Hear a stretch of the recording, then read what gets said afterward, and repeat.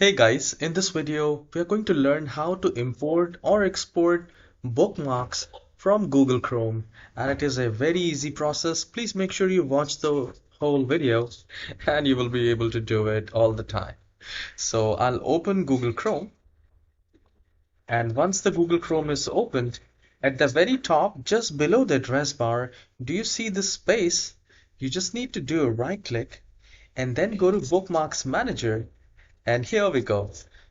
We have at the top right corner, we have this three dots. Just click on that and click on Export Bookmarks. So the moment you do it, a new window will appear. And from here, you can select the destination and just click on Save. So I'm saving it to my desktop and the HTML format has been saved. Now, if I want to import the same, I'll just close it and I'll show you how you can do that. I can see my bookmarks is right here. And if I want to import it again to any other computer, again the same procedure.